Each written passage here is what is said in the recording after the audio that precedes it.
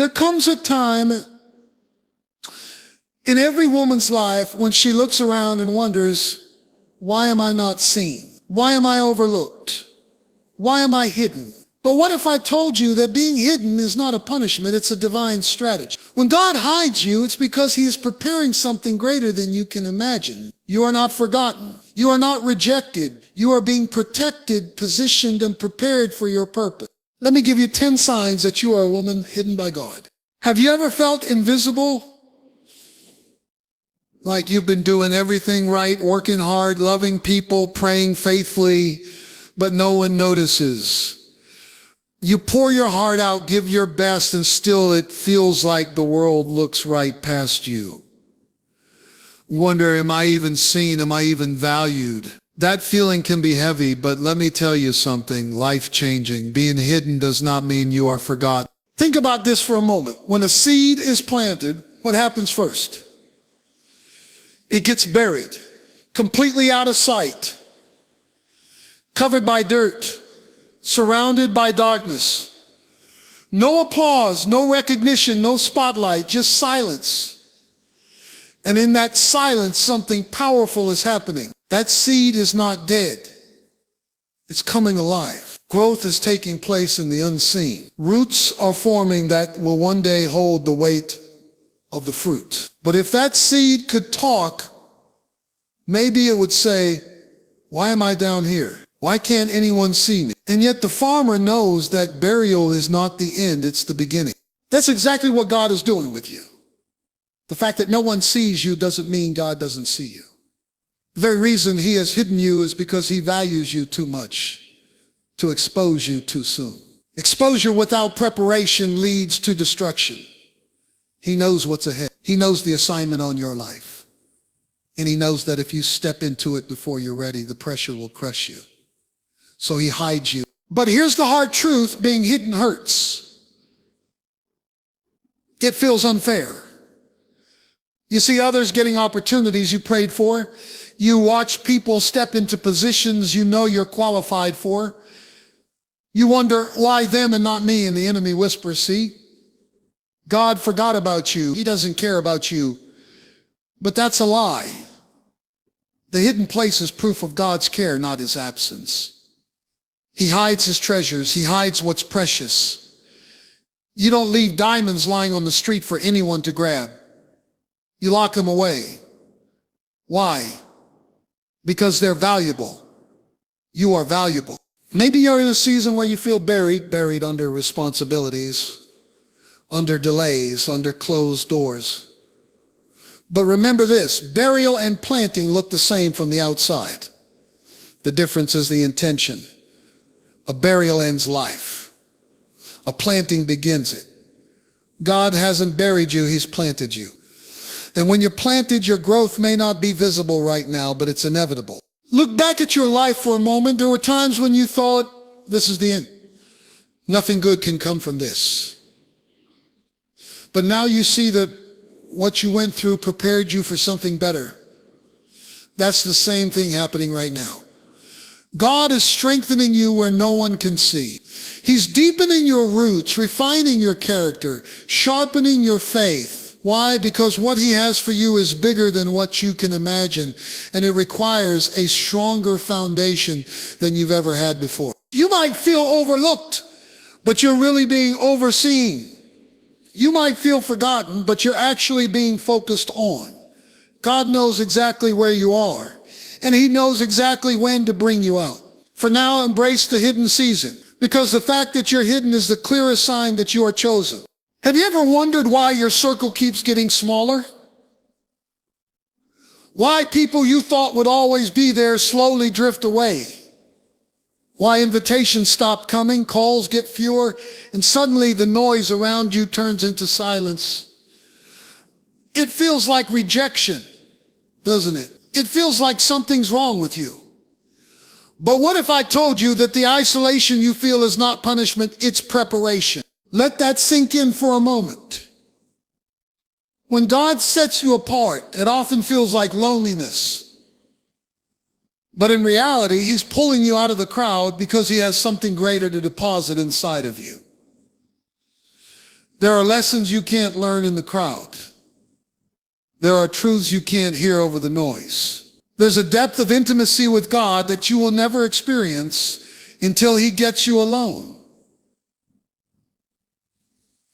And that's why He isolates you, not to break you, but to build you. Think about it.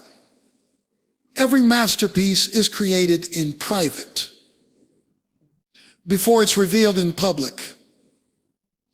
A sculptor doesn't carve marble in the middle of a busy street. He works in a quiet studio. A songwriter doesn't write an anthem in front of thousands. They write in solitude where no one's listening. Greatness is shaped in silence. And that's exactly what God is doing in your life right now. You may not realize it, but isolation is one of God's most powerful tools. When you're surrounded by people, you often rely on them more than you rely on Him. You run to friends for advice. You depend on relationships for affirmation. You lean on human voices to feel secure. But then suddenly those voices fade. The text messages stop. The social life slows down. And you're left wondering, what happened? Why am I alone? That's when God whispers finally, I have your full attention. There are some assignments God gives you that no one else can be part of. There are visions He plants in you that no one else will understand. That's why He separates you. Because if you stay connected to the wrong voices, they will talk you out of what God is trying to do in your life. Some people you thought would support you can't go where God is taking you. They're not bad people, they're just not assigned to your destiny. And the sooner you accept that, the sooner you can embrace the beauty of isolation. Do you know why eagles fly alone? Because their altitude is too high for most birds. Chickens flock together because they stay on the ground. Eagles soar where others can't. That's why you feel different. That's why you don't fit in anymore. You've outgrown the level where you used to be. And God is preparing you for a higher altitude. The isolation you feel is proof that elevation is coming. But here's the tension: being set apart feels uncomfortable. It stretches you. It tests you. You start to question yourself. You start to wonder if you've done something wrong. But what if this is the very thing that's making you strong? Because in isolation, you learn dependence on God like never before. You start hearing His voice clearly. You start discovering who you are without the noise of other people's opinions. That kind of clarity only comes in the quiet. So if you've been asking, why is everyone leaving? Why am I being pulled away? Maybe the better question is, what is God trying to show me here? Because this isn't punishment, it's preparation. Have you ever been in a season where it feels like everything is on hold? You've prayed, you've prepared, you've done everything you know to do, and yet nothing seems to move. Opportunities you were excited about suddenly fall through.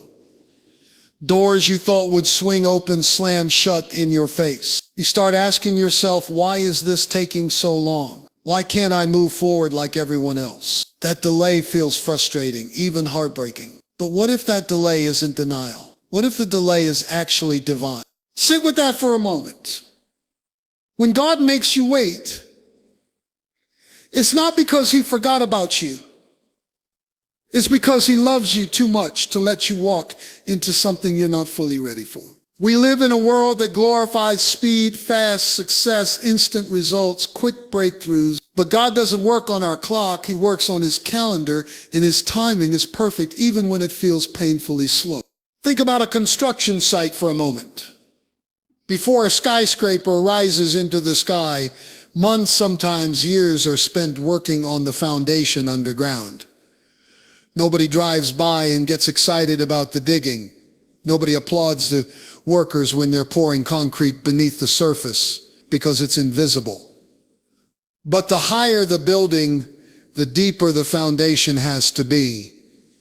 And the longer that process takes, the stronger the structure will stand. That's exactly what God is doing in your life during the delay. He's strengthening your foundation so the weight of your calling won't crush you later. But let's be real.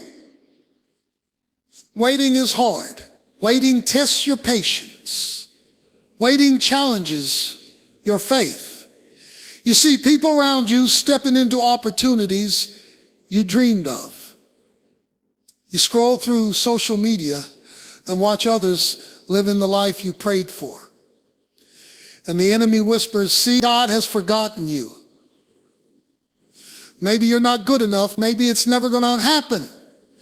But let me tell you something, that's a lie. Delay is not rejection. Delay is protection. Sometimes God delays because what you're praying for isn't ready yet. And sometimes God delays because you're not ready yet. If he gave it to you too soon, the very blessing you've been asking for could become the very thing that breaks you. You think you're ready now, but God sees the things you can't see. He knows the character you still need to develop. He knows the lessons you still need to learn. And he knows that if you skip the process, you'll miss the strength that comes from it. Look at every person in the Bible who did something great for God. They all went through a season of waiting. David was anointed king as a teenager, but he didn't sit on the throne until years later. Joseph had a dream as a young man, but he spent years in pits and prisons before stepping into his destiny. Even Jesus waited 30 years before beginning his public ministry. If they had to wait, why do we think we should be the exception? So the next time you feel frustrated by the delay, ask yourself, what is God building in me right now? What strength is he developing while I wait? Because if it's taking longer than you expected, it's only because the blessing will be bigger than you imagined. Have you ever felt like every time you get close to something good, it slips right out of your hands? You were ready for that promotion, but it went to someone else. You were excited about that relationship, but it ended without warning. You thought the door was about to open, but suddenly it slammed shut. And you're left standing there thinking, why does this keep happening? Why does it feel like God is blocking me? What if I told you that the very doors you think are closing against you are actually closing for you? That what looks like rejection is really God's protection. Sit with that for a second. We often see a closed door as a failure. But God sees the full picture. He knows what's on the other side of that door. And if you saw it too, you'd thank him for keeping it shut. Some of the things you prayed for could have destroyed you. Some of the people you wanted in your life could have broken you. Some of the opportunities you chased could have crushed you under pressure you weren't ready to handle. That's why God steps in and says, not yet, not here, not with them. It's hard to see it in the moment because we're wired to think that more is always better, sooner is always best, and open doors are always a sign of favor. But here's the truth. Sometimes the biggest blessing God gives you is the door he never lets you walk through. He knows what you don't know. He sees what you can't see. And when he blocks something, it's because he has something better. Imagine this. You're driving down a road, and the GPS suddenly reroutes you. At first, you're frustrated. You think, why is this happening? I was almost there. But then you find out later there was a major accident ahead. The detour wasn't a delay. It was protection. That's exactly what God is doing when he redirects you. He sees the danger you can't see, and he loves you too much to let you run into it. Think about your life for a moment. How many times did you want something so badly, only to look back later and say, thank God I didn't get that. Thank God you didn't marry that person. Thank God you didn't take that job. Thank God you didn't move to that place. What felt like heartbreak at the time turned out to be a blessing in disguise. And if you could look into your future right now, you'd realize that the same God who protected you before is protecting you now. The things you're crying about now might be the very things you'll praise him for later.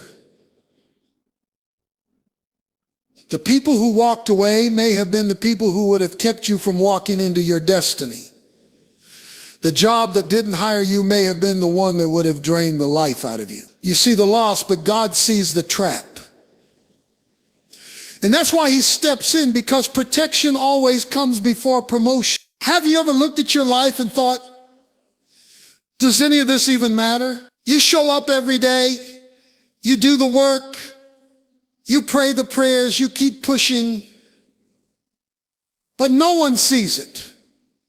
No one claps for you. No one says thank you. And deep down, you wonder if it's worth it. Let me tell you something. It is worth it, because greatness is not born on a stage. It's forged in secret. Let that sink in for a second. The world celebrates what's visible, but God builds what's invisible. Everyone loves the fruit, but few understand the root. And roots don't grow in the spotlight. They grow underground, hidden from the eyes of the world. That's what God is doing with you right now. You might feel unseen, but you are in the most critical season of your life. It's the season where strength is built, where character is developed, where endurance is formed. Think about an athlete for a moment. Everyone cheers when they win the gold medal, but nobody saw the early mornings, the sweat, the pain, the sacrifice. Nobody saw them running when nobody was watching. That's because the real victory doesn't happen on the podium. It happens in the unseen discipline before the spotlight ever comes. And it's the same with you. The unseen work you're doing right now is shaping the person you'll be when the world finally notices. But let's be honest. It's hard to stay consistent when you feel invisible. It's hard to keep showing up when you're not getting the recognition you think you deserve. And that's when the enemy whispers, what's the point? Nobody cares. Just quit. But quitting in the hidden place will cost you everything later. Because every small act of faithfulness in secret is preparing you for something significant in public. God is watching what others don't see. He's taking note of the moments you stayed committed when no one was clapping. And he's saying, if you can be faithful in the hidden season, I can trust you in the harvest season. This is why obscurity matters. It's in obscurity that you learn who you really are. It's in obscurity that you develop the habits that will sustain you when success comes. Because let me tell you something, the spotlight doesn't make you strong. It exposes what you already are. If you haven't built discipline in the dark, the light will blind you. If you haven't built character in the quiet, the noise will destroy you. The hidden place is not punishment, it's preparation. It's where God says, I'm not just blessing your gift, I'm building your foundation. Imagine building a house without a foundation. You could make it look beautiful on the outside, but the first storm will take it down. That's why God is letting you go through seasons that feel silent, seasons that feel lonely, seasons that feel like nothing is happening. Because in those seasons, he's laying the foundation that will hold the weight of your calling. Have you ever wondered why you just don't fit in anymore?